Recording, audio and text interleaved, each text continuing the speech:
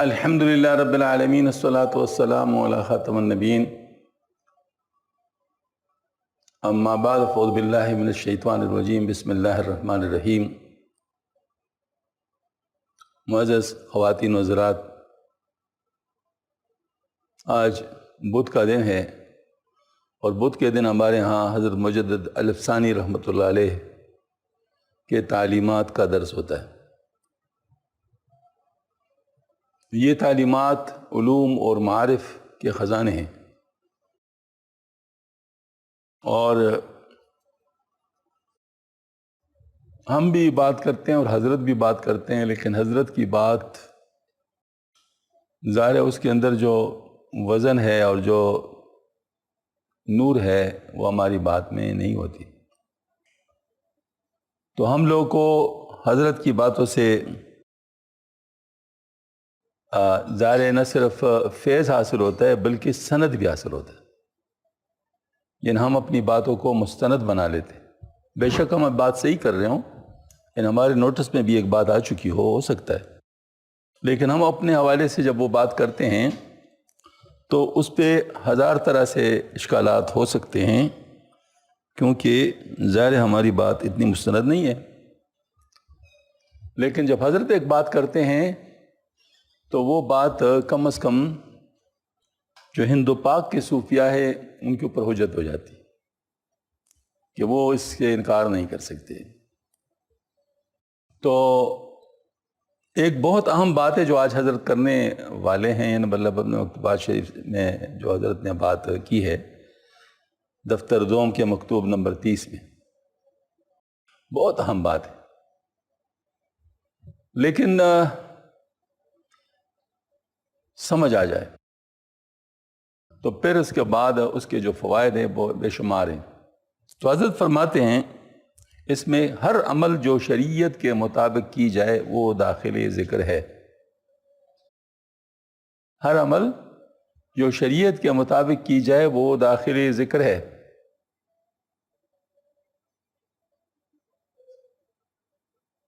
مثال کے طور پر ایک شخص ہے، وہ زبان سے اللہ اللہ نہیں کرتا مثلا، لیکن آپ دیکھ رہے ہیں کہ اس کا ہر کام سنت کے مطابق ہے۔ اب یہ سنت کے مطابق یہ کام کیوں ہے اس کا؟ اگر اس کی آپ یعنی ڈھونڈ لے سبب، تو یہی ہوگا کہ وہ ہر وقت اس کو اللہ یاد ہے اور اس کو یہ بھی پتہ ہے کہ اللہ تعالیٰ کس چیز سے خوش ہوتے ہیں۔ اب ظاہر ہے اللہ پاک آپ صلی اللہ علیہ وسلم کے طریقے سے خوش ہوتے ہیں، تو یہ جو ہر وقت آپ صلی اللہ علیہ وسلم کے طریقے کی تلاش میں ہے اور اس پر عمل کر رہا ہے، تو یہ کیا ہے چیز؟ اس کو یاد ہے اللہ تعالیٰ۔ اور اصل جو یاد ہے وہ اصل میں یہی ہے، یہ جو زبان سے ہم کہتے ہیں اللہ اللہ سبحان اللہ الحمدللہ، یہ سب ذکر کی ابتدائی صورتیں ہیں۔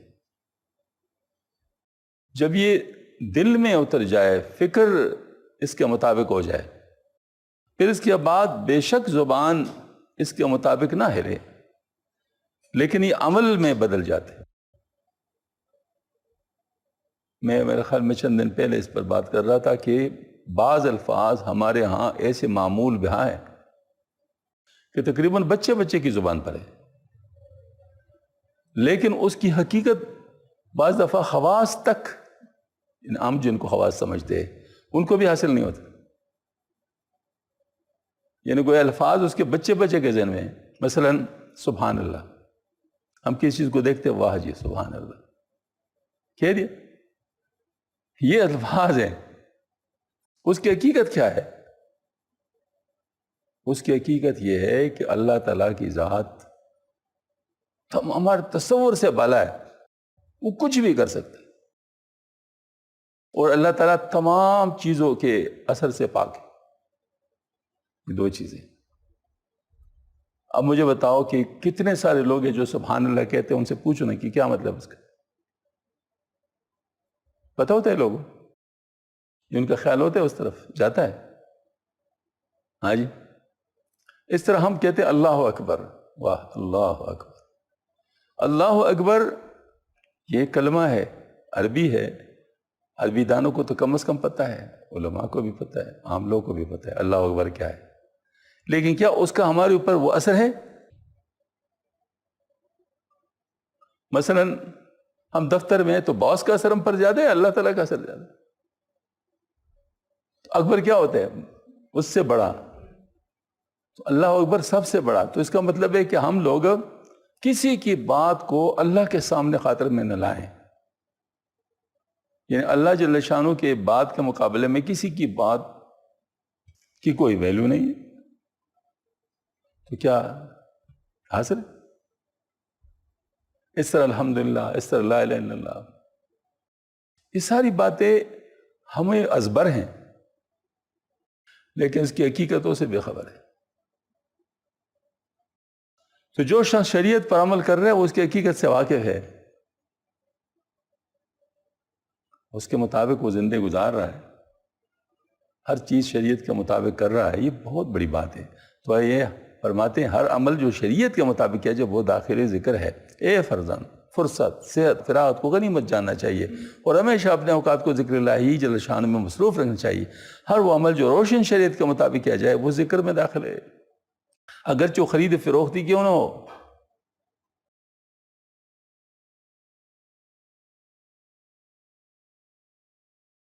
ہاں جی. لہٰذا تمام حرکات و سکنات میں احکام شریعت کی رعایت کرنی چاہیے تاکہ سب کام ذکر کے حکم میں ہو جائیں، کیونکہ ذکر سے مراد غفلت کا دور ہونا ہے. کیونکہ ذکر سے مراد غفلت کا دور ہونا ہے. اور جب تمام افعال میں اوامر و نواہی کو مد نظر رکھا جائے گا تو ان اوامر و نواہی کا حکم دینے والے حق تعالیٰ کی یاد کی غفلت سے نجات حاصل ہو جاتی ہے. ہاں جی، نجات حاصل ہو جاتی ہے اور اس تعالیٰ کے ذکر پر دوام حاصل ہو جاتا ہے. یہ دوام ذکر حضرات خواجگان نقشبندیہ قدس اللہ تعالیٰ اسرار ان کی یاداشت سے ایک الگ چیز ہے، کیونکہ وہ یاداشت صرف باطن تک منحصر ہے اور اس دوام ذکر کا اثر ظاہر میں بھی جاری و ساری ہے اگرچہ دشوار ہے.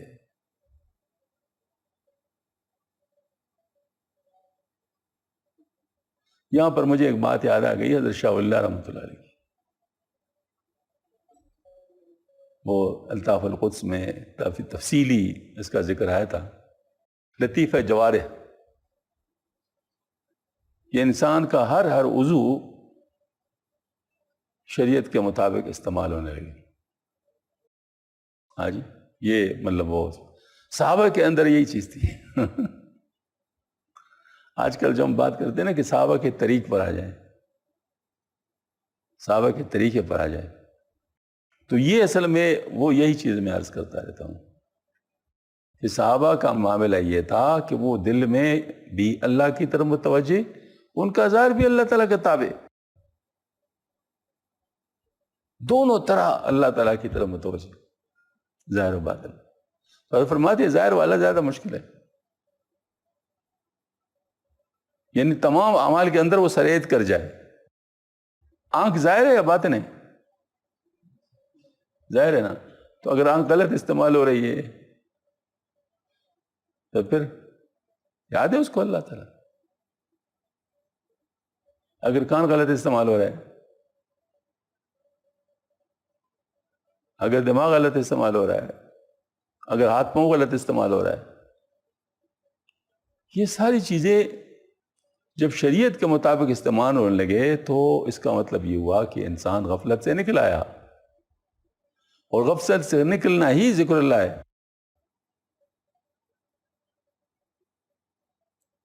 تو یہ ماشاءاللہ ان کو ہے کہ بہت جامع نصیحت ہے حضرت کی ہماری طرف کہ صرف زبانی طور پر لا الہ الا اللہ، سبحان اللہ، الحمدللہ کہنا یہ کافی نہیں ہے، اگرچہ ابتدا اس سے ہوتی ہے، اگرچہ ابتدا اس سے ہوتی ہے.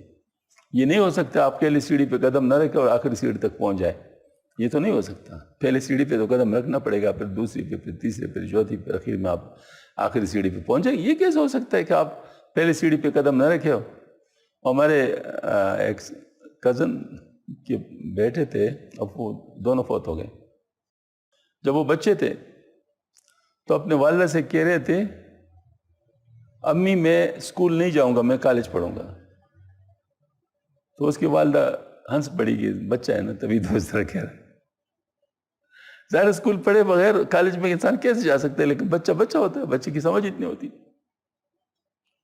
تو اگر کوئی کہتا ہے کہ میں باطن کو ٹھیک کرنا چاہتا ہوں اور ظاہر کی پرواہ نہیں کرنا چاہتا، تو ایسی بات کریں.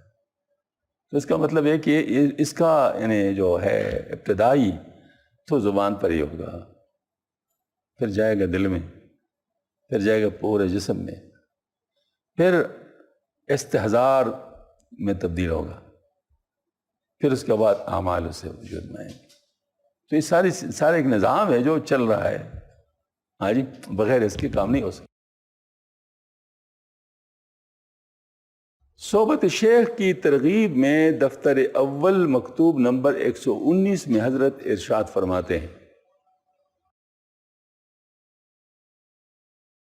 نقشبندی سلسلے میں اس پر بہت زیادہ زور ہے، یعنی صحبت شیخ پر. اس کی وجہ کہ حضرت فرماتے ہیں کہ ہمارے طریق میں نسبت انعکاسی سے ابتدا ہوتی، تو صحبت شیخ پر ہی منحصر ہوتا ہے. تو حضرت فرماتے ہیں یہ راستہ دیوانگی چاہتا ہے، جیسے کہ حدیث شریف میں وارد ہے، لن یؤمن احدکم حتی یقال انہ مجنون. تم میں سے کوئی شخص اس وقت تک کامل مومن نہیں ہو سکتا جب تک کہ لوگ اس کو پاگل نہ کہیں. یعنی یہ سمجھ لیجئے کہ لوگ ان پہ انگلیاں اٹھائیں گے، یہ کیا کر رہا ہے، لیکن یہ لوگوں کی پرواہ نہیں کرے گا. اور جب دیوانہ پن آ گیا تو بیوی بچوں کی تدبیر سے فارغ اور قضا و قدر ایسا ہوگا ویسا ہوگا کہ نشہ سے جمیت میسر ہو گئی یا دل کو اطمینان حاصل ہو گیا. یہ دیوانگی آپ کی طبیعت میں موجود ہے، لیکن بیکار عوارض کے باعث آپ نے اس کو خس و خشاک میں چھپا دیا ہے. کیا کیا جائے کہ ظاہری دوری کی وجہ سے آپ میں بہت کچھ بے مناسبتی مفہوم ہوتی ہے، اس کا جلد تدارک فرمائیں اور اپنی کم ہمتی کو عین ہمت یعنی استطاعت جان کر اس جسدی ظاہری دوری کو رفع کرے. اس گروہ صوفیہ کی جمعیت دل اطمینان مخلوق کے دل اطمینان سے بہت بلند ہے. مخلوق کے دل جمی کے اسباب ان کے تفرق اور اختلافات کا باعث ہیں. مخلوق کے اختلافات کے اسباب فقر و نامرادی وغیرہ میں ہاتھ ڈالنا چاہیے، ان میں غور کرنا ہے تاکہ دل کا اطمینان حاصل ہو. اور اگر وہ فرض گروہ کو مخلوق کی جمعیت کے اسباب عنایت ہو جائیں تو اس جمعیت سے بھی ڈرنا چاہیے اور سبحانہ تعالیٰ کے حضور میں التجا کرنی چاہیے کہ تاکہ یہ جمعیت بلائے جان نہ بن جائے. اور فلاں فلاں صاحب تکمیل حضرات کے حال پر قیاس نہیں، کیونکہ تمام مراتب فکر مراتب کے اعتبار سے تکمیلوں سے پہلے سب نقص کے مراتب ہیں. یعنی اس میں انسان کو تن من دن سے متوجہ ہونا پڑے گا. اس کی وجہ کیا ہے؟ اس کی وجہ یہ ہے کہ نقشبندی سلسلے میں ابتدا جذب سے ہوتی ہے، اور جذب میں اللہ جل شانہ کی طرف انسان کو توجہ اتنی حاصل ہو جائے کہ باقی تمام چیزوں سے غفلت ہو جائے. اب اس کی ذرا تھوڑا سا تعارف کروں گا انشاءاللہ. ہم میں سے ہر شخص جو پیدا ہوتا ہے وہ دو چیزوں کے ساتھ پیدا ہوتا ہے،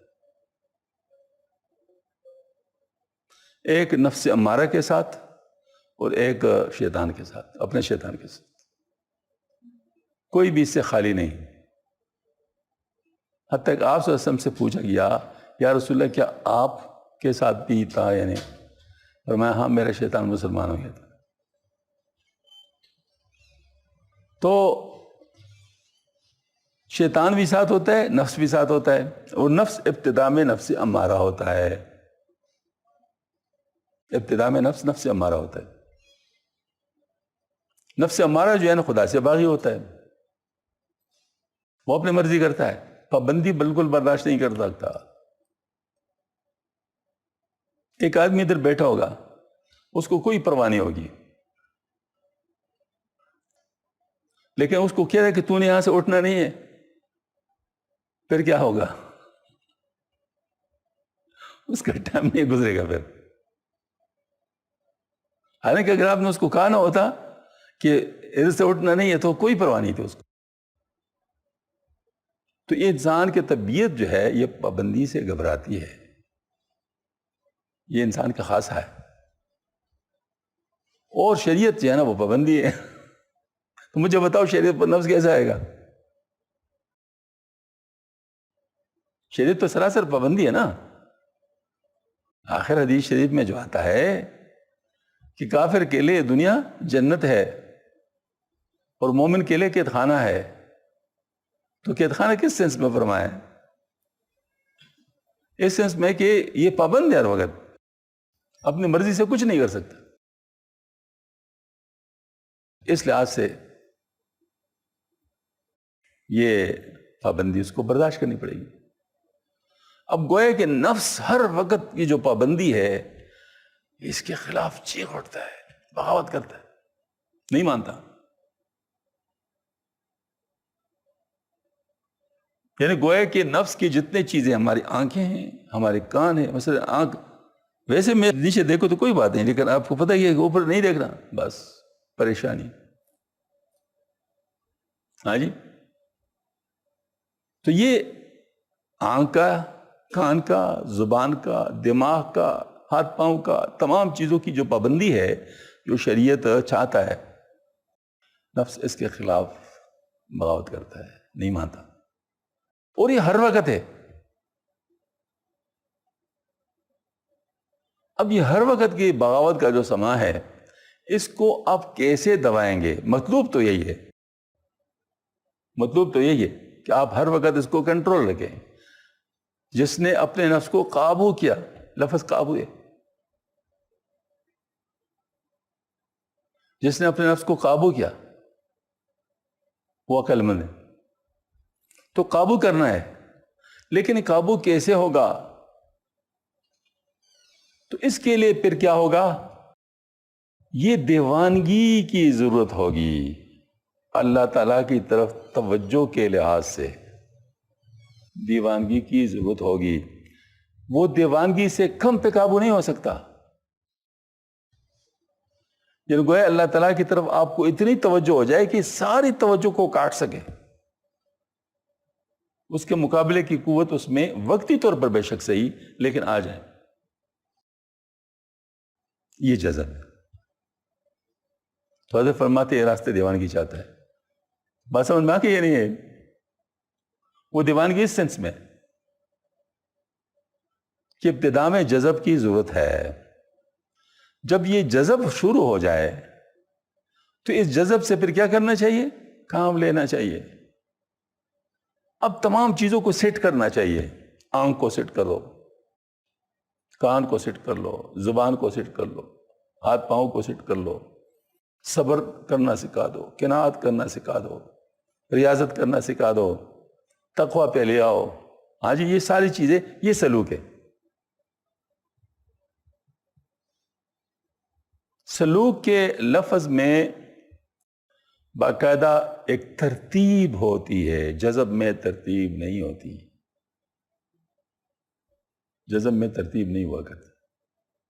جذب ایز اے ہول ہے، سلوک سٹیپ بائی سٹیپ ہے. بات سمجھ میں آ گئی یا نہیں؟ مجھے بتاؤ محبت میں ترتیب ہوتی ہے؟ اس میں کیا ترتیب ہے؟ جان دی دی ہوئی اسی کی تھی، حق تو ہے کہ حق ادا نہ ہوا. ہاں جی، مطلب ظاہر ہے وہ یعنی جذب میں کیلکولیشن ہی نہیں. جب کیلکولیشن کیا تو جذب کدھر ہے؟ ہاں جی. چلو میں آپ کو ایک دیوانگی والا غزل سناتا ہوں.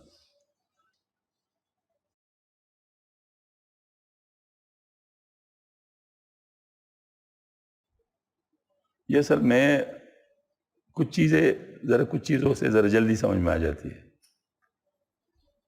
ورنہ پھر یہ ہے کہ بڑی تقریریں کرنی پڑتی ہے. شکریہ.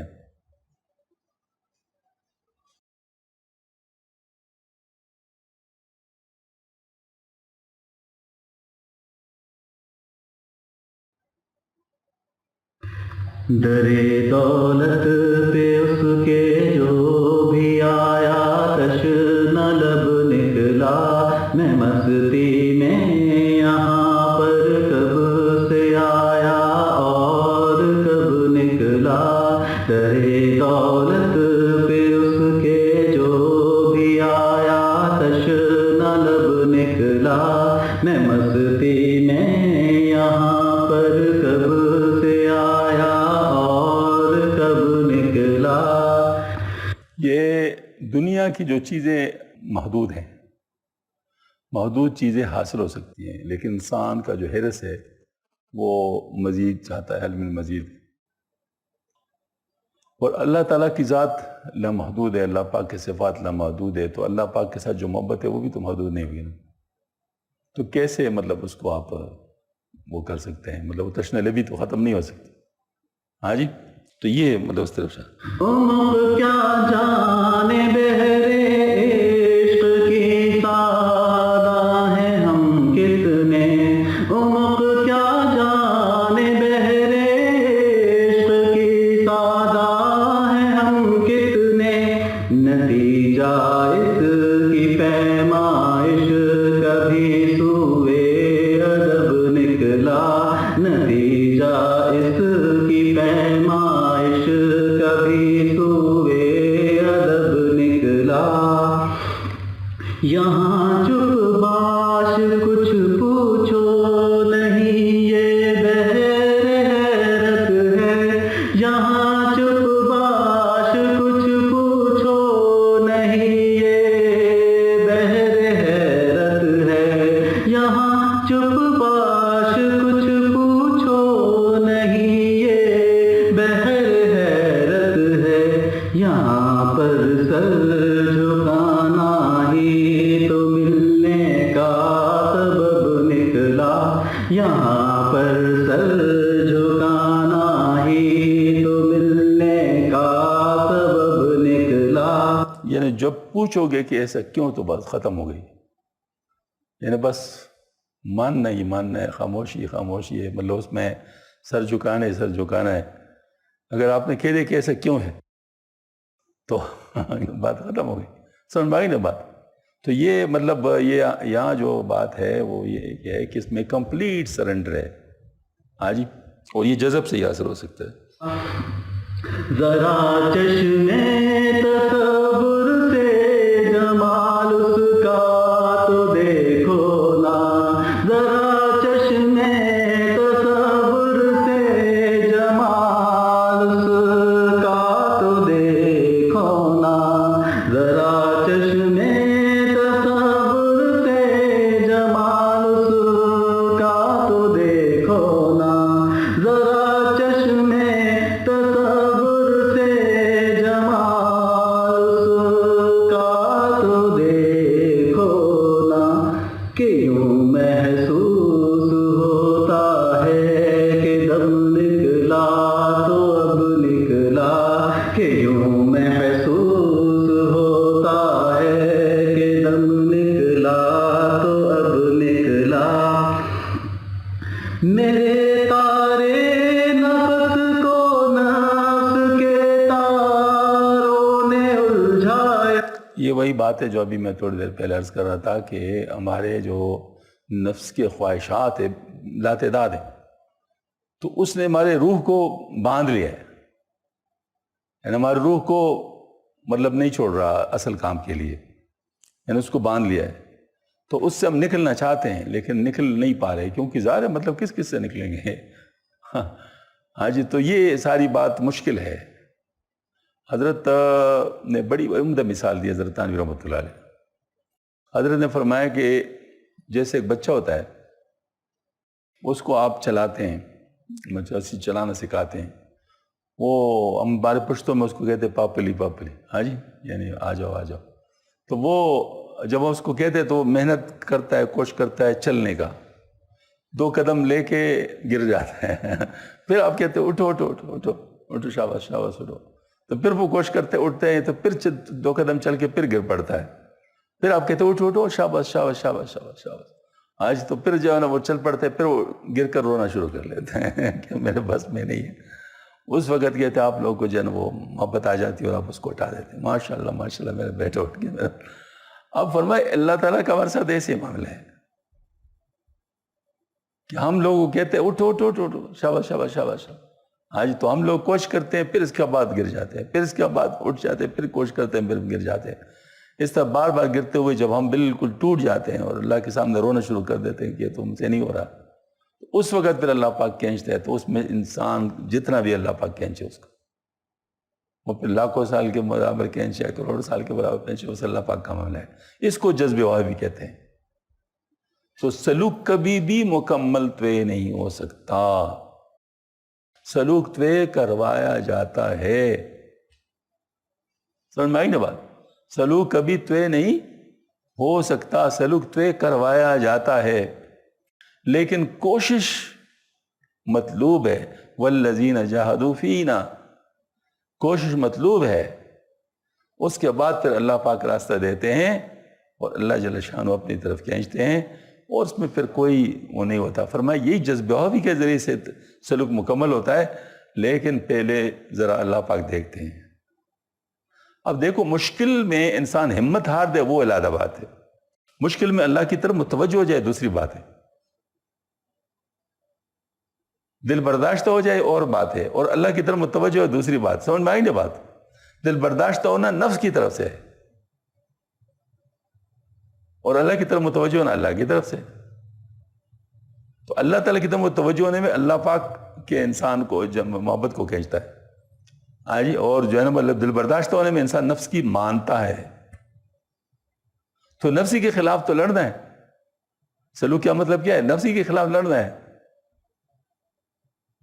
تو اس وجہ سے مطلب یہ ہے کہ کورس پہ کمی نہیں ہے، کورس میں کمی نہیں ہے، ہمارے مشکلات بھی معلوم ہے اللہ تعالیٰ کو، کورس یہی ہوگا، لیکن کچھ نمبر آپ لیں گے، کچھ گریس مارکس ملیں گے۔ کوشش آپ کریں گے، کوشش میں کمی نہیں کریں گے، اور اپنے آپ کو مستحق بھی نہیں سمجھیں گے، ہاں جی، اپنے آپ کو مستحق بھی نہیں سمجھیں گے، یہ طریقہ ہے ہمارا۔ تو اب یہ جو میں عرض کرتا ہوں کہ یہ جو سلوک ہے، یہ جو ابھی میں نے بتایا، یہ چشتی سلوک ہے، یہ جو میں ابھی بتایا یہ چشتی سلوک ہے، اور پہلے جو بتایا تھا وہ کیا ہے؟ نقشبندی سلوک تھا، ٹھیک ہے نا؟ تو ان دونوں کو الحمدللہ ہمارے سلسلے میں یکجا کیا گیا، ان دونوں کو یکجا کیا ہے، نقشبندی سے ابتدا ہے، چشتی پہ انتہا ہے، ٹھیک ہے نا؟ یہ اللہ پاک نے ایسے ہی کیا ہے۔ حاجی امداد اللہ مکی رحمۃ اللہ کو پہلے نقشبندی سلوک طے کرایا، ہاں جی، پھر اس کے بعد آپ صلی اللہ علیہ وسلم نے حضرت حاجی صاحب رحمۃ اللہ علیہ کا ہاتھ میاں جی نور محمد جنجانوی چشتی کے ہاتھ میں دلوایا۔ تو من جانب اللہ ہے نا سارا کچھ، سارا من جانب اللہ ہے نا۔ تو اب ہم اسی طریقے سے چلتے ہیں، اور یہ انتہائی ماشاءاللہ بیلنس طریقہ ہے، انتہائی بیلنس، ابتدا میں نقشبندی طریقہ اور انتہا میں چشتی طریقہ ہے، یعنی یہ والی بات۔ ان نقشبندی حضرات نے تو بالکل سلوک کو گم کر دیا، تقریباً گم کر دیا، سلوک کی بات تک نہیں کرتے۔ اب بات شروع کی آہستہ آہستہ، الحمدللہ جو تھوڑی سی اب بات چیت شروع ہوئی نا، تو اب آہستہ آہستہ بات چیت، واللہ پہلے تو بات ہی نہیں کرتے تھے، سلوک بھی کوئی چیز ہے، حتیٰ کہ یہاں تک کہا گیا، اور اب بھی بعض لوگ کہتے ہیں کہ ایک طریقہ جذب کا، ایک طریقہ سلوک کا۔ خدا کے بندوں، یہ کیا بات ہو گئی؟ سلوک تو اصل ہے، جذب اس کے لیے ہے، سلوک تو اصل ہے، آپ نئی چیز تو حاصل کرنی ہی کرنی ہے، یہ تو کوئی گپ کی بات تو نہیں ہے، آپ سے سلوک کا مطالبہ ہے، سلوک کا مطالبہ ہے، اس کے لیے پھر آپ مطلب جو ہے نا وہ کام کرتے ہیں۔ مثال کے طور پر آپ نے سٹرکچرنگ کرنی ہے کسی چیز کی، تو لوہا آپ کے پاس ہے، اس سے آپ نے سٹرکچرنگ کرنی ہے، تو سٹرکچرنگ تو مطلوب ہے، اب اس کو لوہے کو گرم کر رہے ہیں، گرم کس لیے کر رہے ہیں؟ سٹرکچرنگ کے لیے کر رہے ہیں۔ اب آپ کہتے ہیں گرم کرنا ہی مقصود ہے، تو دنیا کا کون سا شخص کو مانے گا؟ گرم کرنا تو مقصود، گرم کرنا ذریعہ ہے، اس کا ذریعہ ہے، اس کے ذریعے سے آپ اپنے سٹرکچرنگ کر رہے ہیں۔ یعنی یہ کوئی ابھی بات نہیں بتا رہا ہوں، ابھی یعنی پرسوں کی بات ہے۔ ایک نقشبندی حضرت نے مجھ سے کہا کہ مجھے آپ کی بات پہ اشکال ہے۔ میں نے کہا کیا اشکال ہے؟ کہتے آپ نے، حالانکہ دل کی بات آ رہی ہے حدیث شریف میں، اور آپ نے نفس کے، اب ایسا ہوتے جیسے نفس بھی ساتھ ہو، آپ تو آپ کی باتوں سے، بلکہ میرے خیال میں آپ کو سنا ہی دوں، یہ میرے خیال میں ابھی چونکہ گزرا ہے تو میں آپ کو سنا دیتا ہوں. یہ بہت عجیب نظام ہے. پورا میں انشاءاللہ آپ کو سناتا ہوں.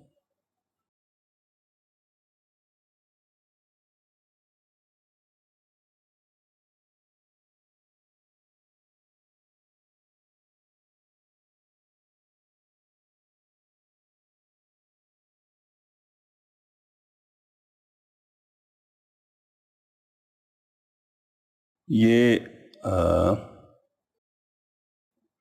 شروع کہاں سے ہوا ہے؟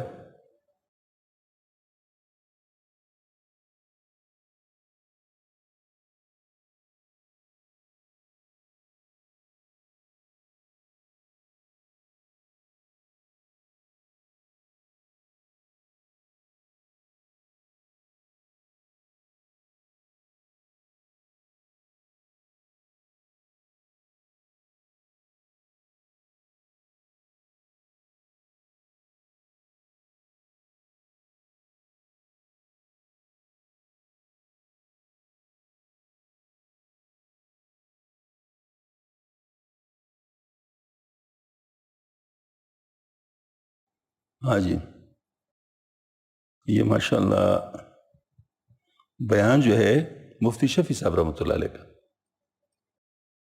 لکھا. آج کا سبق قلب کا بہترین مصلح ایمان ہے. شریعت نے دل کی اصلاح کے لیے ایمان رکھا ہے. اس لحاظ سے ایمان کا محل بھی انسانی دل ہے. اللہ اور رسول صلی اللہ علیہ وسلم کی محبت بھی دل کے اندر آتی ہے.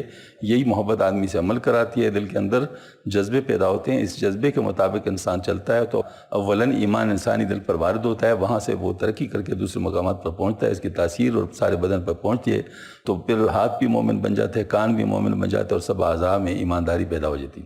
اگر دل میں بے ایمانی گھسی ہو تو ہاتھ پھر بھی بے ایمان ہوں گے اور بے ایمانی کی باتیں سوچے گا, اس لیے کہ دل کی نیت خراب ہے. چنانچہ دل کو اصل قرار دے کر انبیاء علیہ السلام نے اس کی اصلاح کی طرف متوجہ ہوتے ہیں کہ اس کے اندر نور چمک پیدا کرے تاکہ اس کے اندر عالم غیب کی چیزیں روشن ہو جائے.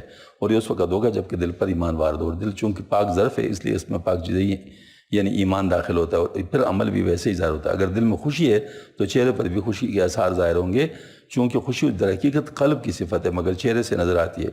دل میں اگر غم بھرا ہوا ہے اور تو چہرے سے معلوم ہوتا ہے, دیکھنے والے دیکھتے ہیں کہ آج تم بڑے غمگین نظر آتے ہو, حالانکہ غم چھپی ہوئی چیز ہے, وہ آنکھوں سے دیکھنے کی چیز نہیں ہے. چونکہ دل کا اثر چہرے پر پڑتا ہے تو ہر جاننے والے جان لیتا ہے کہ یہ غم زدہ ہوتا ہے اور واقعی وہ غم زدہ ہوتا ہے. تو غم خوشی محبت و عداوت و کرنا نہ کرنا چیز انسان کے دل سے متعلق. اگر دل درست ہے تو سب چیزیں درست ہیں, اگر دل خراب ہے تو اس کی وجہ سے سب چیزیں خراب ہے اور اس کی وجہ سے ہاتھ پیر پر اثر پڑتا ہے اور وہ اثر جو دل پر وارد ہوتا ہے وہ ترقی کر کے اعضاء و جوہر پر طاری ہوتا ہے.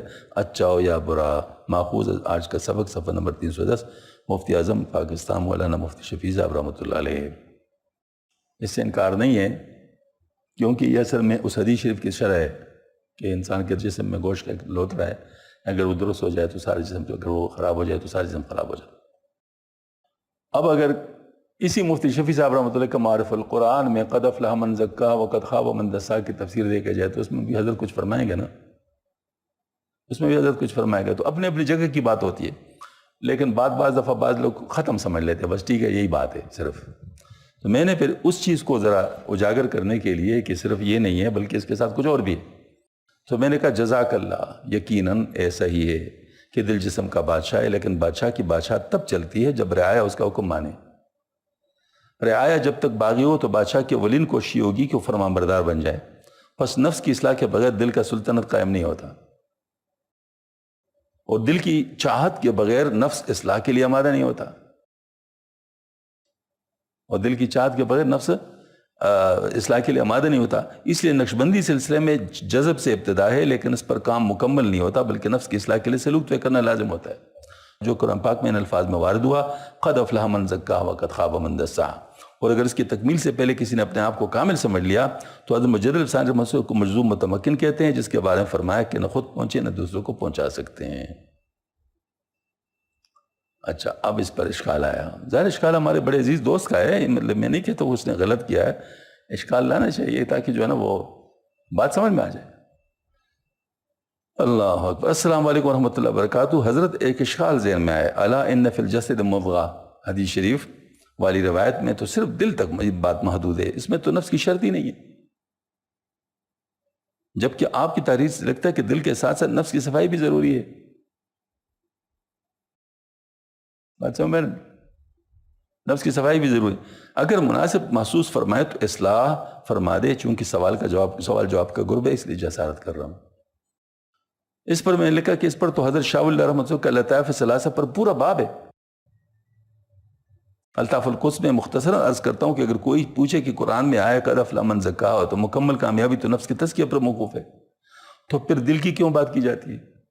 یعنی اگر کوئی آپ سے یہ پوچھے اس وقت تو پھر کیا جواب دو گے؟ قرآن نے بھی تو بات ختم کی ہے نا، قد افلح من زکاہا، یقیناً کامیاب ہو گیا جس نے اپنے نفس کا تزکیہ کر لیا.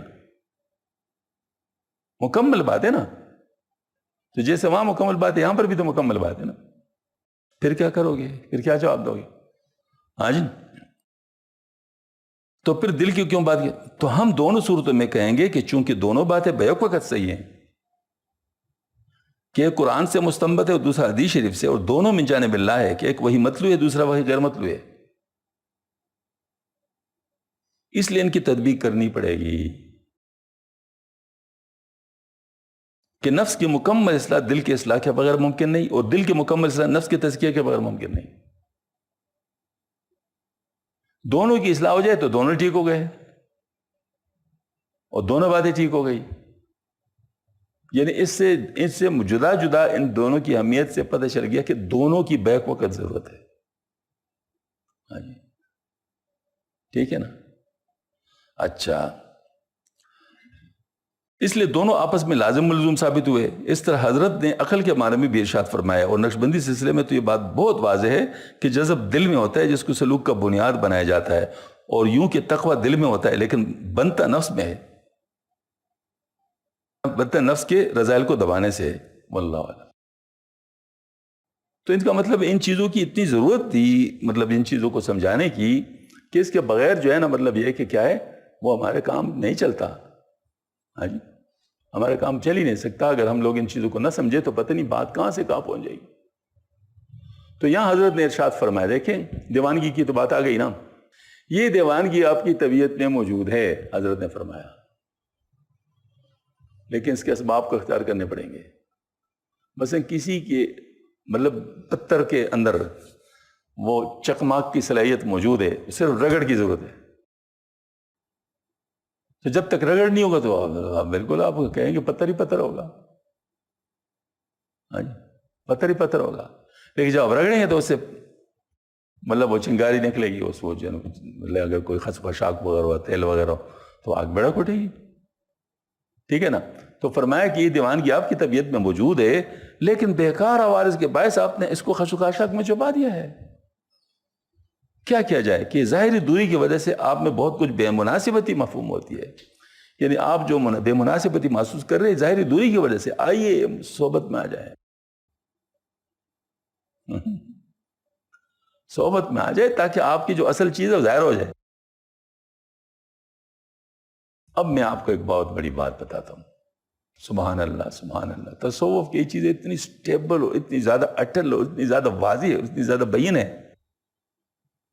کہ بہت آسانی کے ساتھ سمجھ میں آ جاتے ہیں، لیکن افسوس کے اوپر غور نہیں کیا جاتا.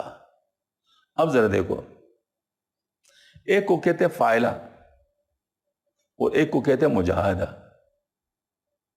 فائلہ چیز انسان کے اندر چھپی ہوتی ہے، جیسے چکماک کا میں نے دے دیا، مطلب وہ جو ہے نا وہ آپ کو میں نے ابھی مثال لے دی. اب چکماک کے اندر یہ صفت موجود ہے، رگڑ سے وہ چمک اس میں پیدا ہوگی. صرف آپ کو اس کا ظاہر کرنے کے لیے ایک حرکت کی ضرورت ہے، اور وہ حرکت کرنے سے وہ چیز اس کی اصل جو اس کے اندر خود موجود ہے آپ پیدا نہیں کر سکتے. پیدا نہیں کیا آپ نے،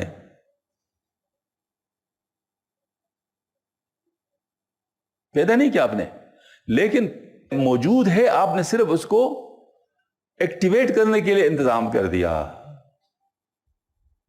مثلا لطائف ہمارے اندر موجود ہے، کس کے اندر موجود نہیں ہے؟ قلب سب کے اندر موجود ہے، روح سب کے اندر موجود ہے، سر سب کے اندر موجود ہے، یہ ساری چیزیں سب کے اندر موجود ہے، لیکن ایکٹیویٹ کرنے کے لیے ایک محنت ہے. اس محنت کو فاعلہ کہتے ہیں. اس محنت کو کیا کہتے ہیں؟ فاعلہ. اس کو مختلف طریقوں سے ایکٹیویٹ کرتے ہیں، مثلا ذکر کے ذریعے سے ایکٹیویٹ کرتے ہیں. مراقبہ کے ذریعے سے ایکٹیویٹ کرتے ہیں، شغل کے ذریعے سے ایکٹیویٹ، اور ان سب سے بالا صحبت کے ذریعے سے ایکٹیویٹ کرتے ہیں۔ وہ نقشبندی سلسلے میں جو حضرت نے فرمایا، حضرت مجدد الافسانی رحمۃ اللہ علیہ نے، کہ اس میں ابتدائی فیز نسبت نکاسی کا ہے،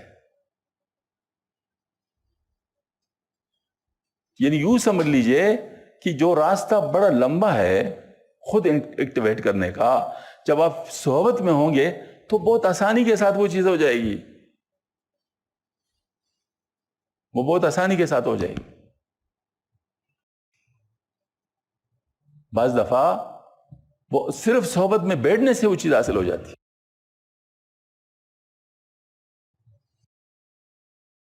اور بعض دفعہ کوئی شیخ کوئی راستہ بتا دیتا ہے اور اس طریقے پہ آپ جب کہتے ہیں تو اصل میں نظام ادھر ایکچویٹ ہو جاتا ہے، آپ صرف اس کی بس خانہ پوری کر لیتے ہیں اور بس وہ کام چل پڑتا ہے، لیکن ہوتا ادھر سے۔ ہمارے ایک ساتھی ہیں، مراقبات ان کے چل رہے تھے، ایک مراقبہ ان کو دیا، وہ مراقبہ اس کو بہت پسند آیا، چل پڑا، ماشاءاللہ وہ چل رہا تھا۔ اب اسے اگلا مراقبہ دے دیا، اگلا مراقبہ اس پہ محنت کر رہا تھا لیکن اس کو چھوڑ نہیں رہا تھا، کہ وہ چونکہ اس کو پسند تھا وہ پھر ہو نہیں رہا تھا۔ مجھے کہا کہ اب نہیں ہو رہا، پہلے ہو رہا تھا اب نہیں ہو رہا۔ میں نے کہا اب نہیں ہوگا نا، کہ کیوں نہیں ہوگا؟ بس ٹھیک ہے، میں نے اب کہا اگلا مراقبہ ہے نا، بس وہ پھر ہو گیا، اب اگلے پہ جاؤ۔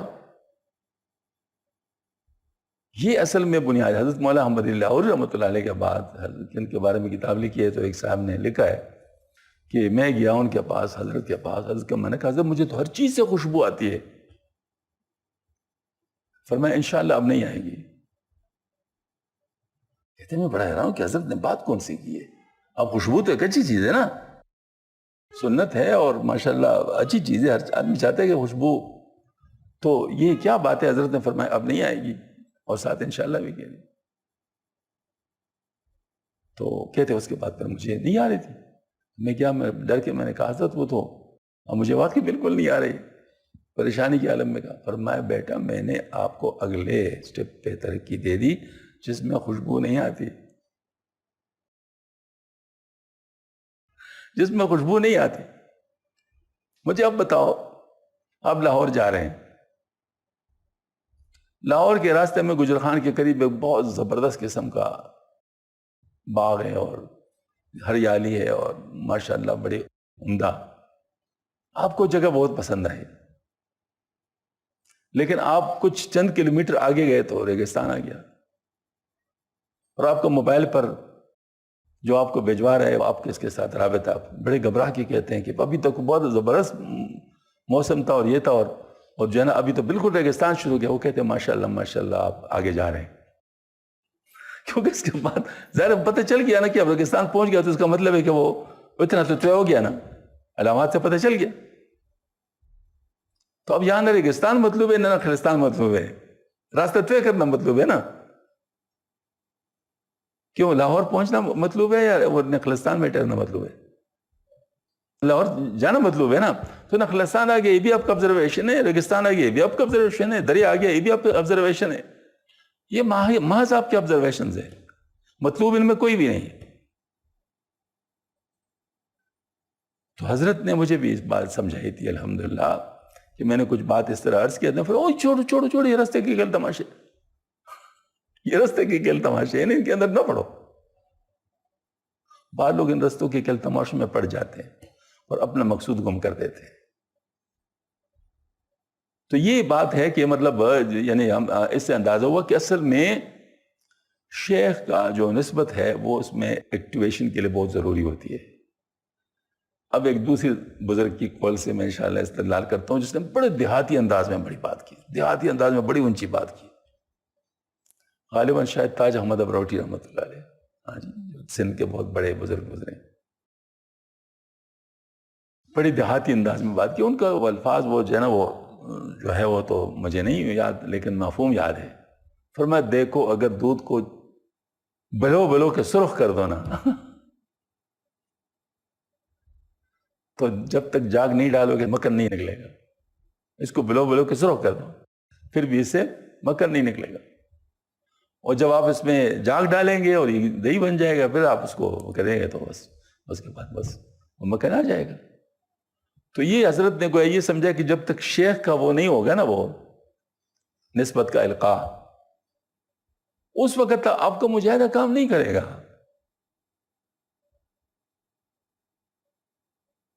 صرف مجاہدہ کام نہیں کرے گا, کام کرنے کے لیے وہ فائلہ کی جو قوت ہے وہ کام نہیں کرے گا. کام کرے گا تب جب شیخ کی وہ ساتھ شامل ہو جائے. یہ وہ بہت بڑی بات ہے جس کو عموماً لوگ نہیں سمجھ پاتے, جس کی وجہ سے کافی مشکلات پیش آ جاتے ہیں. لوگ اس کو اپنی قابلیت سمجھنے لگتے ہیں. مثال کے طور پر کوئی چیز حاصل ہوئی, اس کو ایک دفعہ حضرت جنید بغدادی کا مذہب کے ساتھ ایسے ہوا. اب دیکھیں کتنے بڑے ولی اللہ ہیں. حضرت جنید بغدادی رحمۃ اللہ علیہ کو آپ صلی اللہ علیہ وسلم خواب میں آئے اور ایک چیز ارشاد فرمائی کہ نا آپ کو یہ چیز حاصل ہوگی. ان کے دل میں خیال ہے کہ شاید میں اپنے شیخ سے آگے بڑھ گیا ہوں کہ آپ صلی اللہ علیہ وسلم خود تشریف لائے, انہیں شیخ کے ذریعے سے کلوا دیتے. ہاں جی, تو شاید میں ان سے بڑھ گیا ہوں. خیال آیا, وسوسہ تھا. لیکن ایسے لوگ کی وسوسے سے بھی حفاظت ہوتی ہے. تو صبح نماز کے بعد حضرت سری سکتی رحمۃ اللہ علیہ کی خدمت میں حاضر ہوئی. میں نے فرمایا آپ صلی اللہ علیہ وسلم تشریف لائے تھے, یہ فرمایا تھا. میں نے کہا حضرت آپ کو کیسے پتا؟ میں نے کہا مجھے اللہ پاک نے بتا دی.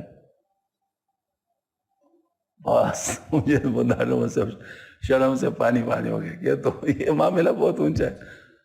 مطلب ظاہر ہے اس میں ہم کیا کہہ سکتے ہیں. تو یہ بات ہے کہ یعنی بعض دفعہ انسان کو یہ غلط فہمی ہو سکتی ہے. آدمی سمجھتا ہے کہ شاید مجھے یہ کمال حاصل ہو گیا. بھائی کمال کی کیا بات ہے. وہ کسی نے مجھے اپنا خواب سنایا تھا نا کہ ایک بزرگ آئے خواب کے, اس میں اس نے کہا کہ دن our man collapse like that building. مطلب یہ کہ وہ اس بلڈنگ کی طرف کولیپس ہو گیا, بلڈنگ اس کو کولیپس ہونا دکھائی دیا. مطلب بلڈنگ بہت اونچی ہے لیکن شامت جب آ جائے تو کیا ہو سکتا ہے, بس کیا سارا کچھ اڑ گیا. ہاں جی, تو بہت اونچائی پہ بھی جا کے انسان پاش ہو سکتا ہے اگر اللہ تعالیٰ کی مدد نہ ہو. شیطان کس مقام پہ پاش ہوا ہے؟ تھوڑا سوچے نا ذرا, کس مقام پہ ہوا ہے؟ تو یہ بات ہے, اپنے اوپر نظر ڈالو گے تو پھر مسائل پیدا ہوں گے نا. اس تصوف کے لائن میں سب سے بڑی اچیومنٹ جو ہے وہ یہ ہے کہ اللہ تعالیٰ نے شیخ کے ذریعے سے, شیخ ہی کے ذریعے سے آپ کہہ سکتے ہیں, اس قسم کی چیزوں سے حفاظت فرمائی ہے کہ انسان کی اپنے پر نظر نہیں پڑتی.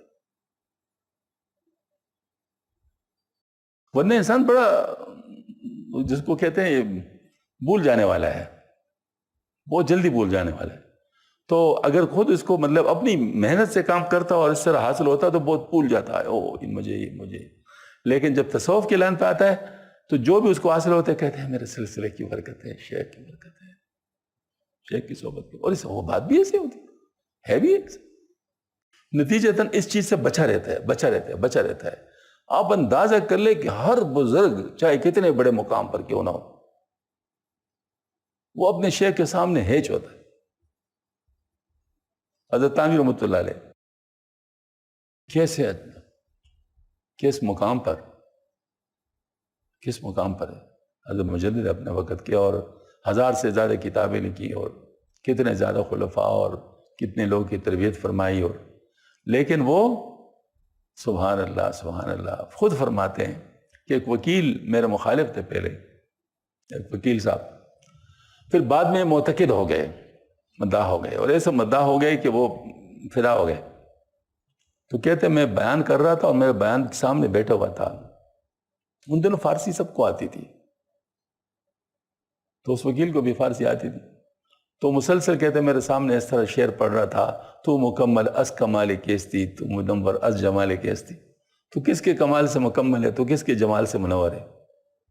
تو انہوں نے فرمایا میں بھی جوان تھا، مجھے بھی جوش آ گیا، میں نے کہا من مکمل از کمال حاجیم، من منور از جمال حاجیم، میں اپنے حاجی صاحب کے کمال سے مکمل ہوں، میں اپنے حاجی صاحب کے جمال سے منور ہوں۔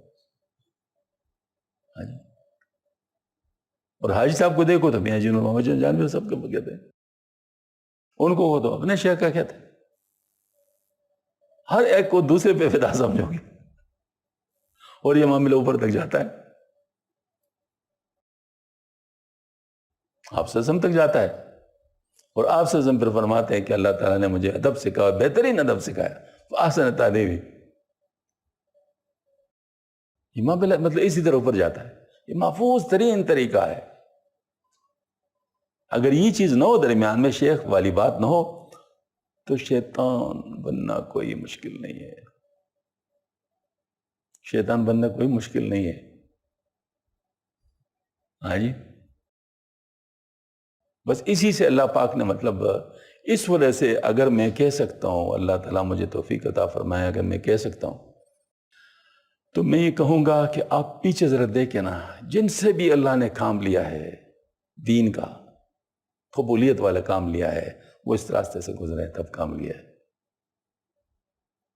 اس کی انانیت فنا ہو چکی ہے اپنے شیخ میں، تب اس سے کام لیا گیا۔ جب تک اس کی انانیت زندہ تھی کام نہیں کر سکا، باتیں کر سکا، باتیں کرنے کی کوئی مشکل نہیں ہے، کام نہیں کر سکا۔ جن سے اللہ پاک نے کام لے، پہلے اس کی انانیت فنا کی، پھر اس کے بعد جو مطلب ہے کہ اللہ تعالیٰ نے اس سے کام لیا ہے، یہی ہمارا طریقہ ہے۔ بالکل اب دیکھیں، آپ نے وہ سید سلیمان ندوی رحمۃ اللہ کو دیکھو، علامہ تھے اپنے وقت کے، واقعی علامہ تھے، کیوں شیخ بھی ان کو علامہ کہتا ہے، لیکن اس علامہ کو پھر کیا بات ہے، سبحان اللہ، کیا بات ہے، اس وہ جو ہے نا ارمغان سلیمان زرد کیا فرماتے ہیں حضرت سید سلیمان ندوی رحمۃ اللہ اپنے شیخ کے بارے میں، یہ ایسی عجیب مطلب جس کو کہتے ہیں نا میدان ہے کہ جس میں انسان فنائیت سے ہی حاصل کرتا ہے۔ ہاں جی، فنائیت سے حاصل، فنا فی الشیخ، فنا فی الرسول۔ اب دیکھیں، میں نے ویسے کھول لیا، رینڈملی کھولا ہے، میں نے کوئی پلاننگ سے نہیں کھولا، لیکن دیکھو، اے مسیح درد دل چار اگر آزار دل، پا رہا ہے تیرے درما سے شفا بیمار دل، یہ اپنے شیخ سے کہہ رہا ہے۔ دور باش افکار باطل، دور باش اغیار دل، سج رہا ہے شاہ خوبا کے لیے دربار دل، سبحان اللہ، اور ہی مٹ جائے گی تاریکی افکار دل، خانہ دل میں جو پھیلیں گی کبھی انوار دل، تیرے ایک چینٹے سے اے ابر بہاری، ان دنوں سبز ہے شاداب ہے سیراب ہے گلزار دل، دور ہوتی جا رہی ہے جو کٹک کے دل میں تھی، دور ہوتی جا رہی ہے جو کٹک کے دل میں تھی، تیرے سوزن سے نکلتے جا رہے ہیں خار دل، تو ایک ایک کر کے نکال رہے ہیں، جیسے اتنے آرام سے نکال رہے ہیں، اپنے شیخ سے کہہ رہا ہے۔ ہاں جی، عشق کا راہ بر دلیل راہ جس دل سے بن رہا ہے آپ ہی انکار دل اقرار دل، یعنی جو رکاوٹیں تھی وہ دور ہو رہی ہے، مطلب جو دل نہیں مان رہا تو مان رہا ہے۔ ہوش ہے گرمی و مستی ہے وفوری شوق ہے، شکر ہے رونق پہ ہے امروز کاروبار دل، جمع وہ سامان ہو جس کی خریداری بھی ہو، سوچ کر اے دل لگانا چاہیے بازار دل، المدد توفیق ضبط ہو، المدد تابع سکوت، کہتے اتنے جوش میں آ گیا ہوں کہ مطلب مجھ میں اب ہمت نہیں کنٹرول کرنے کی، اللہ پاک سے مدد مانگ رہا ہے۔ المدد توفیق ضبط ہو، المدد تابع سکوت، لب پہ لے آئے نہ جوشی دل کہیں اسرار دل، کہیں میں اپنا حال ظاہر نہ کروں۔ ہاں جی، قلب عاشق بھی ہے اب پھر ہم پائے عرش بری، جلوہ فرما مسنع دل پر اگر ہو یار دل، سامنے ہے منظر مقصود اے رہوار دل، اور بھی اب تیز ہونے چاہیے رفتار دل، خانہ دل میں نہ جب تک کم ہو گھر کا شور و غل، گوش دل سے سن سکے کیوں کوئی گفتار دل۔ یہ وہی ابھی بات جو ہو رہی ہے تھوڑی دیر پہلے کہ جذب میں تمام چیزوں سے آپ کو پہلے کاٹا جا رہا ہے، جذب کے ذریعے سے کاٹا جا رہا ہے۔ جب تک آپ کے اوپر نفس حاوی ہے آپ سلوک طے نہیں کر سکتے، پہلے نفس کے تمام راستوں کو کاٹا جاتا ہے، ادھر سے ادھر سے ادھر سے ادھر سے، جذب کے ذریعے سے، جب کٹ جاتے ہیں پھر آپ نفس کی نوک پلک کو درست کرتے ہیں، ٹھیک ہے نا. تو یہ وہاں پر ہے خانہ دل میں نہ جب تک کم ہو گھر کا شور و غل. یہ کائنات ہمارا گھر ہے نا. ہاں جی. گوش دل سے سن سکے کیوں کر کوئی گفتار دل, فخر تو اس رشتے تسبیح پر فرمان شیخ, دل کی رگ رگ سے تو پہلے کھینچ لے زنار دل. تو یہ مطلب یہ کہ یعنی اس میں سارا کلام تقریباً اس قسم کا ہے, اور یہ پہلے الحمدللہ ہم پڑھا کرتے تھے. تو یہ میں اس لیے عرض کرتا ہوں کہ یہ جو ہے نا یہ لائن اسی طرح ہے. سید سلیمان ندوی رحمۃ اللہ علیہ باوجود علامہ وقت کے ہونے کے, اللہ پاک نے جب اس سے کام لینا چاہا تو کس کی طرف متوجہ کیا؟ تھانوی روزی کی طرف متوجہ کیا. ایسے ہی مطلب بات ہے. تو اس طرح میں اس لیے عرض کرتا ہوں کہ اصل بات یہ ہے کہ انسان کو جو ہے مطلب جلد از جلد وہ کرنا چاہیے کہ وہ جو ہے نا رفتار یعنی آج مطلب یہ ہے کہ صحبت شیخ کے ذریعے سے وہ جو ہے نا مطلب وہ جو اندر مخفی چیزیں ہیں انسان کے اندر ہے, جیسے حضرت نے فرمایا کہ یہ ظاہری دوری کی وجہ سے آپ میں بہت کچھ بے مناسبی مضبوطی کا جلد تدارک فرمایا, یعنی صحبت سے جو آپ دور ہیں اس کی وجہ سے آپ کے اندر جو چیزیں ہیں وہ چھپی ہوئی ہیں, ظاہر نہیں ہو رہی, تو اس کو ظاہر کر لو. ہاں جی. اور اپنی ہمت کو عین ہمت استطاعت جان کر اس جسدی ظاہری کو دوری کو رفع کریں. مطلب یہ کہ جو آپ کی کم ہمتی ہے اس کو مطلب اس کے مطابق جو ہے نا آپ پلاننگ کر کے وہ جو ہے نا اس کو یعنی اس دوری کو دور کر لے تاکہ آپ کو یہ اصل چیز حاصل ہو جائے. اس گروہ کی جمعیت مخلوق کے دلی اطمینان سے بہت بلند ہے. مخلوق کے دل جمی کے اسباب ان کے تفرقے و اختلافات کا باعث ہے. یعنی مخلوق جن چیزوں سے اطمینان حاصل کرتی ہے باقی مخلوق وہ ان کے لیے تفرقہ ہے.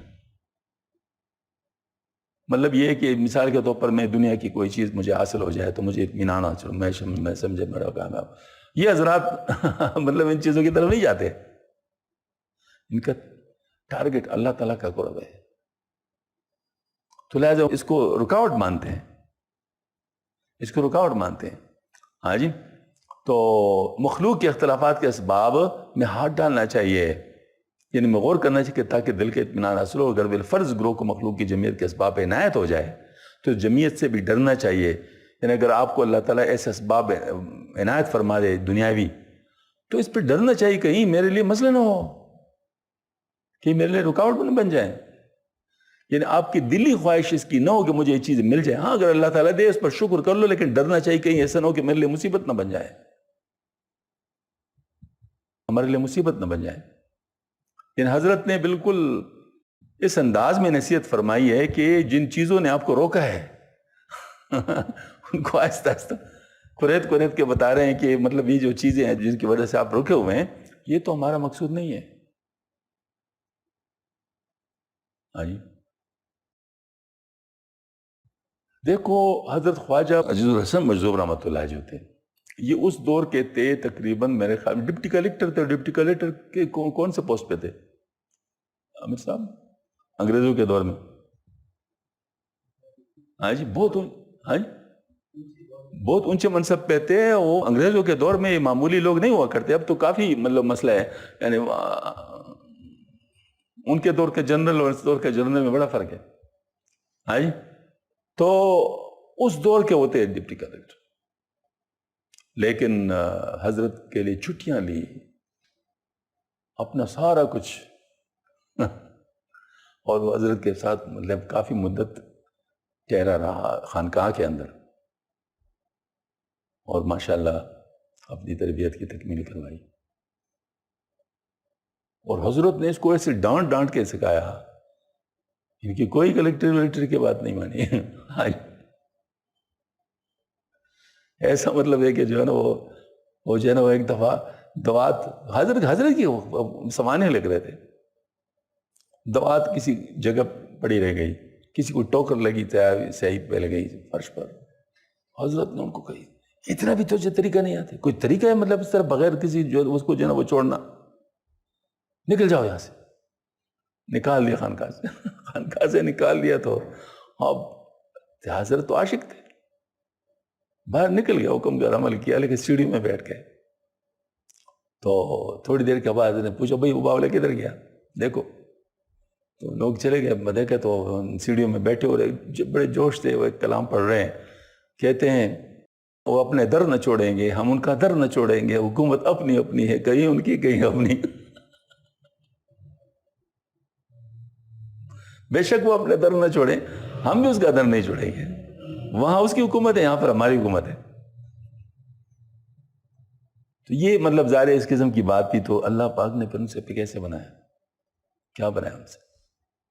یہ حالت تھی ان کی کہ حضرت تھانوی رحمۃ اللہ علیہ نے ایک موقع پہ ارشاد پر، یہ ملفوظ بھی حضرت کی اپنی ہے، خواجہ صاحب کی، فرمایا کہ حضرت نے فرمایا کہ مجھے بہت خطرہ تھا کہ میرے بعد یہ سلسلے کا کیا ہوگا، فکر تھی مجھے، اور میں 2 آدمیوں پہ نظر ٹھہر گئی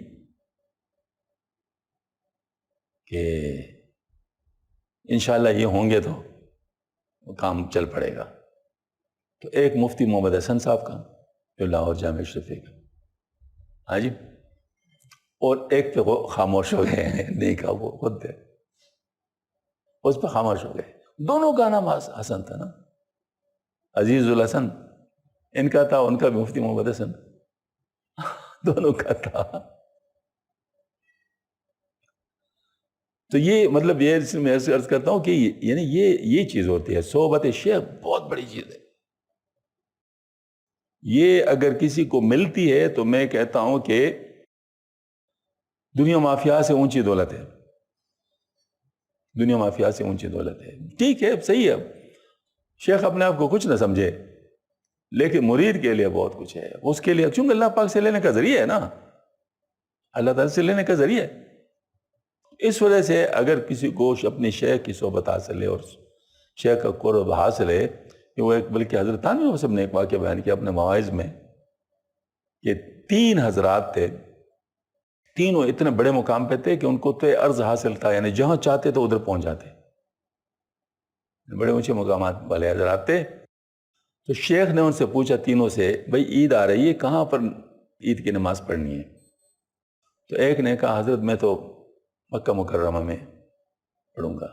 ان کے لیے کوئی مشکل نہیں تھا، ویزے لینے کی بھی ضرورت نہیں تھی، ادھر پہنچ گئے، بس ٹھیک ہے جی، میں تو مکہ مکرمہ میں پڑھوں گا۔ اچھا ٹھیک ہے، بہت اچھا، ماشاءاللہ، بہت اچھا، بہت اچھا، بہت اچھا ذوق ہے۔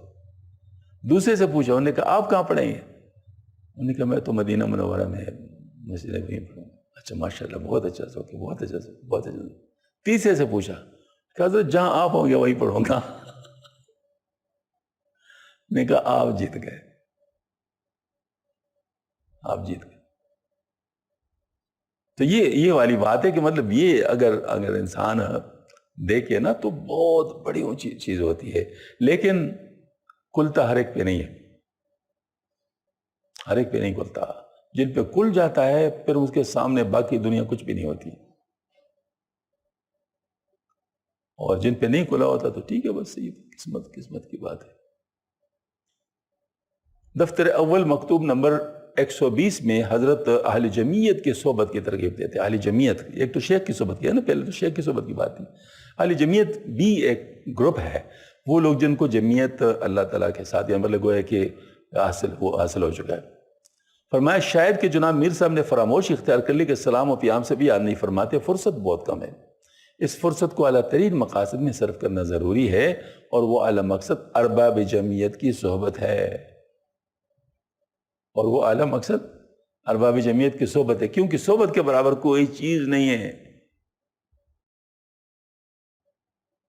کیا آپ کو معلوم نہیں کہ صحابہ رضوان کو رسول اللہ صلی اللہ علیہ وسلم کی صحبت ہی کی وجہ سے انبیاء علیہ السلام کے علاوہ تمام غیر ثواب پر فضیلت حاصل ہے؟ خواہ ویسے کرنی ہی کیوں نہ ہو، یا عمر مروانی کیوں نہ ہو، یعنی عمر بن عبدالعزیز رحمۃ اللہ علیہ، حالانکہ دونوں حضرات حضور صلی اللہ علیہ وسلم کے صحبت کے علاوہ تمام درجات کے نہایت اور تمام کمالات کے غایت تک پہنچے ہوئے تھے۔ یہی وجہ ہے کہ حضرت امیر میں اور طرح کی خطا آپ سے کی صحبت کے بر کی وجہ سے ان دونوں کے ثواب سے بہتر ہے۔ سبحان اللہ، کیا عجیب بات فرمائی۔ یہ وہ چیز ہے جو ہم لوگ نہیں سمجھ پاتے۔ حضرت بکر صدیق رضی اللہ عنہ یہ خواہش کرتے تھے کاش میرا ثواب آپ صلی اللہ علیہ وسلم کے سہو میں بدل جائے، سہو میں بدل جائے، جو آپ سم سے سہو ہے نماز میں وہ اس کی طرح ہو جائے. ہاں جی. تو یہاں پر بھی فرمایا کہ امیر المومنین کی جو خطا ہے وہ آپ سے کی صحبت کی برکت کی وجہ سے ان دونوں کے ثواب سے بہتر ہے، اور حضرت عمرو بن عاص کا سہو ان دونوں کے ثواب سے افضل ہے، کیونکہ ان بزرگواروں کا ایمان رسول کریم صلی اللہ علیہ وسلم کی شرف زیارت، فرشتہ کی حاضری اور وحی کے مشاہدات اور معجزات کے دیکھنے کی وجہ سے شہودی بن چکا تھا. اور ان صحابت میں کے سوا کسی اور کے قسم کے کمالات جو تمام کمالات کے اصول نصیب نہیں ہوئے، اور اگر وہ اس کرنے ہم کو معلوم ہوتا کہ صحبت کی فضیلت میں یہ خاصیت تو ان کی صحبت سے کوئی چیز مانے نہ ہوتی، اور اس فضیلت پر کسی چیز کو ترجیح نہ دیتے. اور اللہ تعالیٰ اپنی رحمت کے لیے جس کو چاہتے محسوس کر لے تو اللہ تعالیٰ بڑے فضل والا ہے. اب میں آپ کو ایک واقعہ سناتا ہوں. حضرت شاید علامہ آلوسی رحمۃ اللہ علیہ، اس وقت مجھے ایگزیکٹلی یاد نہیں ہے کہ کون، کیونکہ 2 حضرات ہیں اس قسم کے. ان کے بہت شاگرد تھے، علم بہت بڑے عالم تھے، بہت زیادہ شاگرد تھے. تو ایک ان کا بڑا پیارا شاگرد تھا، اس کے علاقے میں حضرت کہیں جانا ہوا تو باقی حضرات تو حاضر ہوئے جو ان کے شاگرد تھے، ان کے بارے میں پوچھا وہ کدھر ہے. انہوں نے کہا آج کل والدین کی خدمت میں بہت زیادہ مصروف ہے، والدین بوڑھے اس وجہ سے مطلب وہ حاضر نہیں ہو سکے. فرمایا ماشاءاللہ ماشاءاللہ ماشاءاللہ، بڑی خدمت کی، انشاءاللہ بہت اچھی زندگی گزاریں گے، چین کی اطمینان کی زندگی گزاریں گے. یہ تو اس کی مثبت بات کی. اور پھر ذرا خاموشی کے ساتھ ہلکی آواز سے کہا لیکن اس کے علم میں برکت نہیں ہوگی، لیکن اس کے علم میں برکت نہیں ہوگی، کیونکہ استاذ تھے نا ان کے. اب استاذ سے صلاح کہ میں گیا، استاذ کے پاس آئے نہیں. اصل میں اللہ جل شانہ نے والدین کو ذریعہ بنایا ہے اس دنیا میں آنے کا، لہذا دنیا کے اسباب کے لحاظ سے اطمینان والدین کی خدمت میں ہے. دنیا کے اطمینان والدین کی خدمت میں ہے، کیونکہ والدین ذریعہ بنے ہوئے نا. دوسری بات، استاد سے علم حاصل ہوتا ہے، لہذا علم میں برکت اساتذہ کی خدمت میں ہے. علم کی برکت اساتذہ کی خدمت میں ہے. اور مشائخ چونکہ اللہ پاک کے قرب کا ذریعہ ہوتے ہیں، لہذا اللہ پاک کا جو قرب ہے وہ مشائخ کی خدمت میں ہے. پھر مشائخ کے ساتھ جس کا تعلق جتنا مضبوط ہوگا ان کو یہ نعمت زیادہ حاصل ہوگا. اب یہ چیز ہے اللہ پاک نے اس طرح طے کی ہے، تو اب ظاہر مطلب جو بھی ہوگا تو اس کے ساتھ معاملہ اس طرح ہوگا. تو حضرت نے اس پر یہ بات فرمائی. پہلی دفعہ میں نے حضرت کے مکتوب شریف میں یہ بات پڑھی تھی ویسے کرنی رحمۃ اللہ علیہ، کہ اگر ان کو معلوم ہوتا کہ اس سے کیا ہوتا ہے تو وہ تمام چیزوں کو کم از کم ایک لمحے کے لیے چھوڑ دیتے اور آ کر آپ صلی اللہ علیہ وسلم کی خدمت میں پہنچ جاتے، بے شک پھر واپس چلے جاتے کہ ایک دفعہ آپ صلی اللہ علیہ وسلم کی آنکھوں سے دیدار کر لیتے. ہاں جی، کیونکہ ویسے کرنی رحمۃ اللہ افضل التابعین ہے، لیکن ادنا سے ادنا صحابی سے کم ہے. میں آپ کو اس کی مثال لیتا ہوں. حرم شریف، حرم شریف میں کیا ہوتا ہے، ایک گراؤنڈ فلور طواف جس کو مطاف کہتے ہیں، ایک اس سے اوپر کا ہے، مطلب جو میزان ہے، مطلب میزان آج کل میزان فلور ہے نا، پھر اس کے بعد فرسٹ فلور ہے، پھر اس کے بعد سیکنڈ فلور ہے. تو یہ ہے کہ یہ جو میزانن فلور ہے اس کا سب سے پہلا صف گراؤنڈ فلور کے سب سے آخری صف کے بعد کڑی سمجھی جائے گی. گراؤنڈ فلور کے سب سے آخری صف جو ہوگا بے شک وہ کتنا قریب کیوں نہیں ہے، لیکن شمار کہاں ہوگا، اس کے آخری صف کے بعد شامل ہوگا. اور میزانن فلور کے سب سے آخری صف کے بعد فرسٹ فلور کا سب سے پہلا صف شمار ہوگا. ہاں جی، اور سیکنڈ فلور کا جو پہلا صف ہے وہ فرسٹ فلور کے آخری صف کے بعد شمار ہوگا، اور یہی بیسمنٹ کا بھی ہے، بیسمنٹ کا جو ہے نا وہ مطاف کے بعد ہے۔ اب دیکھ لینا، مطلب یہ اصول سمجھ میں آ گئی نا بات؟ تو جب ایسے ہے تو اب طبقات ہیں، ان کو طبقات کہتے ہیں۔ تو اس طرح صحابہ کا طبقہ ہے، پھر تابعین کا طبقہ ہے، پھر تبع تابعین کا طبقہ ہے۔ تو صحابہ کا آخری طبقہ جو ہے وہ تابعین کے پہلے طبقے سے بھی پہلے ہے۔ اس طرح تبع تابعین کا جو یعنی سب سے اول طبقہ ہے وہ تابعین کے آخری طبقے کے پیچھے۔ یہ ماشاءاللہ اس قسم کی ترتیب ہے۔ تو اگر ہم لوگ ان چیزوں کو جان لیں تو کتنا فائدہ ہو۔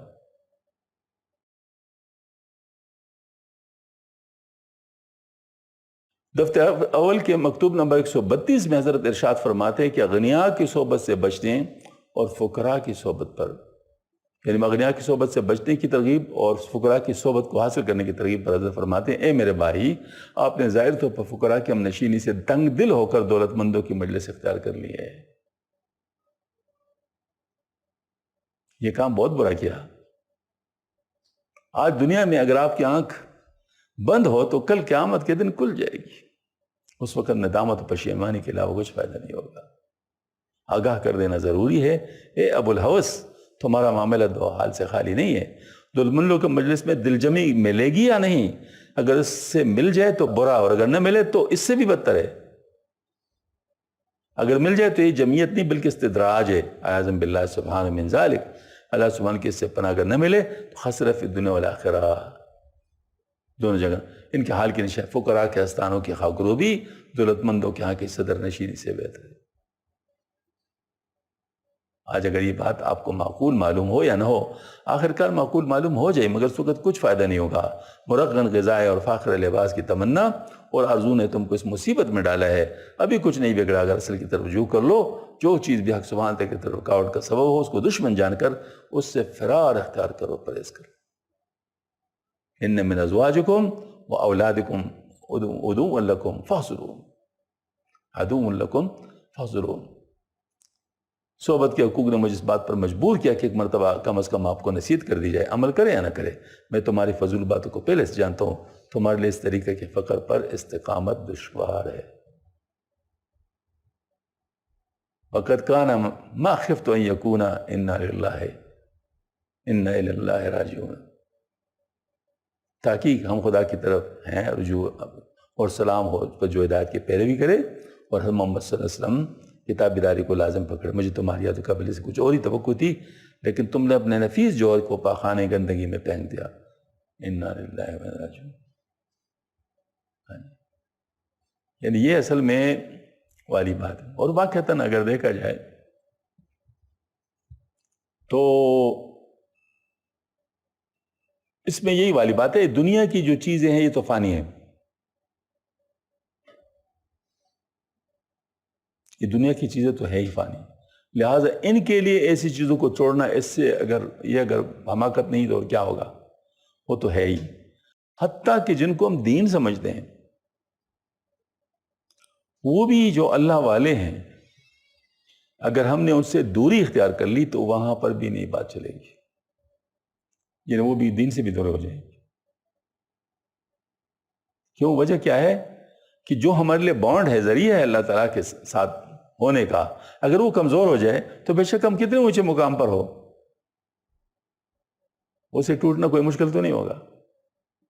تو سب سے پہلے تو اپنے بانڈ کو مضبوط کرنا ہے۔ ابھی حضرت نے جو بات ارشاد فرمائی ہے وہ اصل میں صحبت سوء کے مقابلے میں اچائی کی بات ہے، کیونکہ آپ صلی اللہ علیہ وسلم کی حدیث شریف ہے صحبت سوء سے خلوت اچھا ہے، اور صحبت صالح جو ہے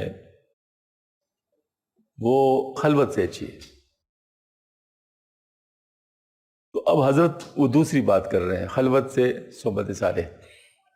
فرمایا بعض صحبتیں گوشہ نشینی پر ترجیح رکھتی ہیں۔ اس کے بارے میں دفتر اول مکتوب نمبر 270 میں ارشاد فرماتے ہیں میرے بھائی شیخ نور محمد، آپ نے ہم دور پڑے ہوئے کو اس طرح بلا دیا کہ سلام و پیام بھی یاد نہیں کرتے۔ آپ کو گوشہ نشینی اور یکسوئی کی بڑی خواہش تھی، سو میسر ہو گئی، لیکن بعض ایسی صحبت بھی ہوتی ہیں جو گوشہ نشینی اور تنہائی پر فضیلت رکھتی ہے۔ مثلا حضرت ویس کرنی رحمۃ اللہ کے حال پر قیاس کریں کہ چونکہ انہوں نے اپنے گوشہ نشینی اختیار کی، لہذا خیر بشر صلی اللہ علیہ وسلم کی صحبت حاصل نہ کر سکے، اس لیے وہ صحبت کے کمالات سے بے خبر نہ ہوئے اور تابعین میں سے ہو گئے، اور اول درجے کے فضیلت سے محروم ہو کر دوسرے درجے میں رہ گئے۔ اللہ سبحانہ و تعالیٰ کی عنایت سے یہاں ہر روز کی صحبت نہیں ترس پڑے، سبحان اللہ۔ من استویٰ یوما فہو، جس کے 2 دن برابر نقصان دے، اور سلام ہو آپ پر اور ہم سب پر جو ہدایت کے راستے پر حضرت محمد صلی اللہ علیہ وسلم کی مطابقت کو لازم کرے۔ کیسے عمدہ نصیحت فرمائی، مطلب یہ ہے کہ آپ کو اتنا مقصود حاصل ہو گیا کہ آپ نے یکسوئی اختیار کر لی، ٹھیک ہے وہ اچھی بات ہے، لیکن جو صحبت صالح سے آپ کو ملنے والا تھا وہ آپ نے چھوڑ دیا، اس کی وجہ سے کام رہ گیا۔ اصل میں یہ جو خانقاہ کا جو کنسپٹ ہے نا، بنیادی طور پر اسی حدیث شریف کے اوپر مبنی ہے۔ وہ جو حدیث شریف ہے نا کہ صحبت سو سے خلوت اچھی ہے اور خلوت سے صحبت صالح اچھی ہے، یہ اسی پر ہے۔ خانقاہ آپ کو بیرونی صحبت سے ہٹا دیتا ہے، یعنی وہیں پر رہتے ہیں نا آپ، جب وہاں رہتے تو آپ کو صحبت سو سے ہٹا دیا، گھر کے اندر جو مشکلات ہوتے ہیں، بازار میں، دوسرے میں، ساری چیزوں میں، اس سے آپ کٹ گئے، لہٰذا آپ خلوت میں آ گئے، یعنی ان سے خلوت میں آ گئے۔ لیکن جب شیخ کی مجلس و خانقاہ میں تو پھر وہ خلوت سے اچھی ہے، تو گئے کہ دونوں طرح کی بہتری خانقاہ میں موجود ہے، دونوں طرح کی بہتری۔ تو حضرت تھانوی رحمۃ اللہ علیہ کی خانقاہ میں یہ بات ہوتی تھی کہ عشاء کے بعد خلوت ہی ہوتا تھا، بس اس میں پھر کسی کو دوسرے کے ساتھ ملنے کی اجازت نہیں ہوتی تھی۔ چھوٹے چھوٹے کمرے تھے، خلوے تھے، اور اس کے اندر بس ہوتے تھے مفتی شفیع صاحب اور یہ بڑے بڑے لوگ، سب اس میں چھوٹے چھوٹے خلووں میں رہتے تھے۔ ہاں جی، تو بس وہ کسی اور کے ساتھ بات کرنے کی اجازت نہیں تھی۔ آپ اپنے اندر بے شک سو جائیں، لیکن یہ ہے کہ کسی اور کو ڈسٹرب نہ کرے۔ ہاں جی، تو ایک تو یہ بات، اور جب شیخ کی مجلس ہوتی سب لوگ اپنے اپنے خلوتوں سے نکل گئے، وہ جو ہے نا حضرت کے مجلس میں ہوتے تھے، اور پھر جو ہے نا مطلب ظاہر ان کا سلسلہ چل رہا ہوتا۔ تو یہی خانقاہ کا بنیادی کنسپٹ ہے۔ آج کل چونکہ ان چیزوں کی اہمیت کا احساس نہیں ہے، لہذا بہت سارے مسائل پیدا ہو گئے۔ وہ جو ظاہر ہم سمجھتے ہیں کہ بھئی ہم سب کی اصلاح کر لیں، بھئی خدا کے بندے جب تک آپ کی اپنی اصلاح نہیں ہوئی، آپ دوسرے کی کیا اصلاح کریں گے؟ میرے ہاتھ گندے ہیں مثلا، میں اس کے ذریعے سے کیسے صفائی کروں گا؟ وہ تو میں اس کو مزید گندا کر دوں گا اگر میرے ہاتھ گندے ہیں۔ تو اس طرح مطلب یہ ہے کہ یہ ہونا چاہیے کہ جب تک پہلے اپنی اصلاح نہ ہو تو دوسرے کی اصلاح کیسے کر سکتے آپ؟ تو خانقاہ جو ہے نا اصل میں اسی مقصد کے لیے تھی کہ اس میں انسان کی اپنی اصلاح ہو، اور پھر جب باہر جائیں دوسروں کی اصلاح ان سے ہو، لیکن اتنا انتظام اس کے پاس پہلے سے ہو کہ اگر کچھ گند لگ جائے تو فوراً دوبارہ واپس آئے اور اپنے آپ کو پھر صاف کرے۔ یہی مولانا علیہ السلام سے فرماتے کہ میں جب میوات گشت کے لے جاتا ہوں تو اپنے ساتھ صلحاء کی جماعت کو لے جاتا ہوں، اس کے باوجود میرے دل پہ اثر ہو جاتا ہے۔ اس اثر کو مٹانے کے لیے یا میں سہارنپور شریف جاتا ہوں، وہاں پر اپنی خانقاہ تھی، یا پھر میں رائے پور شریف جاتا ہوں، وہاں جہاں شاہ عبد القادر رائے پور کی خانقاہ تھی، اور یا پھر مسجد میں اعتکاف کرتا ہوں، یہ خلوت ہو گیا، یا پھر مسجد میں اعتکاف کرتا ہوں۔ یہ تینوں باتیں حضرت نے فرمائی تھی۔ تو اس کا مطلب یہ ہے کہ اپنی اصلاح اور اپنا خیال اور اپنے حفاظت یہ بہت بڑی بات ہے، اس کو انسان کو خیال میں رکھنا چاہیے، ورنہ پھر یہ کہ نہ خود اصلاح ہوگی نہ دوسروں کی اصلاح ہوگی، کام خراب ہوگا۔ اللہ تعالیٰ ہماری حفاظت فرما دے۔ وآخر دعوانا الحمدللہ رب العالمین۔